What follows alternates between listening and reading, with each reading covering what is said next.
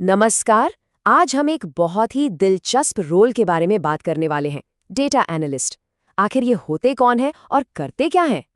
तो चलिए सबसे पहले ये समझते हैं कि आखिर डेटा एनालिस्ट की ज़रूरत ही क्यों पड़ती है। ऐसी क्या प्रॉब्लम है जिसे ये सॉल्व करते हैं।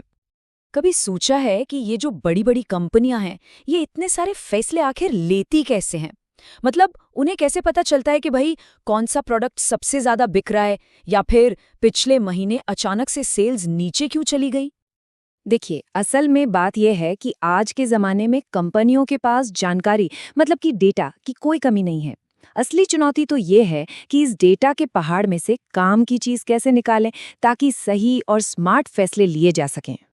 और बस यहीं पर सीन में एंट्री होती है एक डेटा एनालिस्ट की। ये वो प्रोफेशनल्स हैं जो डेटा के इस शोर में से मतलब की धुन निकालते हैं। तो अगर सीधी सरल भाषा में कहें तो डेटा एनालिस्ट कौन है?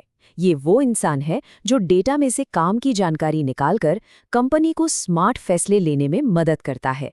और सिर्फ इतना ही नहीं, वो भविष्य के लिए नए मौके भी ढूंढ निकालता है। अच्छा, तो एक डेटा एनालिस्ट का काम होता कैसे है?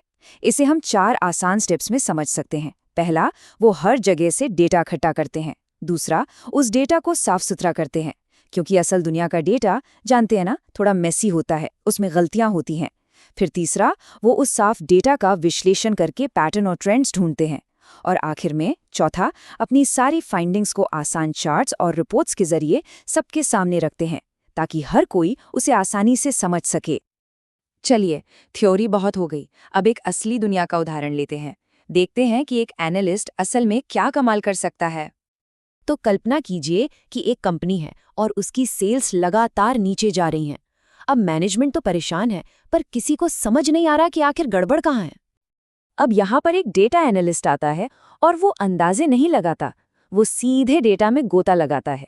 वो पता करता है, अच्छा, कौन सा प्रोडक्ट है जो नहीं बिक रहा, किस शहर में दिक्कत आ रही है, क्या ये साल के किसी खास मौसम में हो रहा है, और सबसे ज़रूरी सवाल, ऐसा हो क्यों रहा है।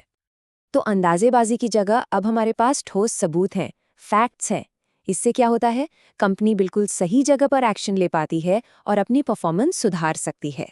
और मज़े की बात तो ये है कि कई बार इसी एनालिसिस से ये भी पता चल जाता है कि कौन सा नया प्रोडक्ट या शहर बिजनेस के लिए एक बहुत बड़ा मौका बन सकता है। तो अब सवाल ये उठता है कि ये सारा काम करने के लिए एक एनालिस्ट के पास कौन कौन से हथियार, मतलब कौन से टूल्स और स्किल्स होते हैं। चलिए एक नज़र डालते हैं।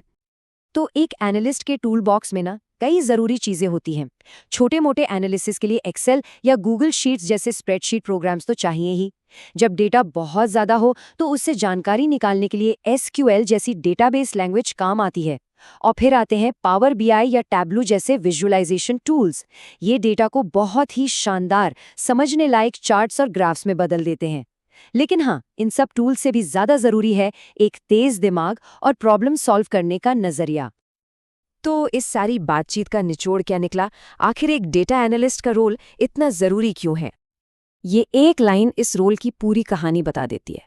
देखिए, डेटा एनालिस्ट सिर्फ नंबरों से नहीं खेलते, वो असल में कच्चे, बिखरे हुए डेटा को एक ऐसी कहानी में पिरोते हैं जिसका कोई मतलब निकले, जिससे कोई फैसला लिया जा सके। तो चलिए इस पूरी चर्चा से 3 सबसे ज़रूरी बातें याद रखते हैं। पहली, डेटा एनालिस्ट कंपनियों को अंदाजों पर नहीं बल्कि फैक्ट्स के आधार पर बेहतर फैसले लेने में मदद करते हैं। दूसरी, आज की डेटा से चलने वाली दुनिया में इस रोल की डिमांड बहुत ज़्यादा है। और तीसरी, ये एक ऐसा फील्ड है जो शानदार करियर के दरवाजे खोलता है। और अब जाते जाते एक सवाल, अगर हम अपने आसपास देखें, चाहे वो बिजनेस हो, हेल्थ केयर हो या हमारा समाज हो, ऐसी कौन सी बड़ी प्रॉब्लम है जिसे अगर सही डेटा और एनालिसिस मिल जाए तो उसे सुलझाया जा सकता है? इस पर सोचिएगा ज़रूर।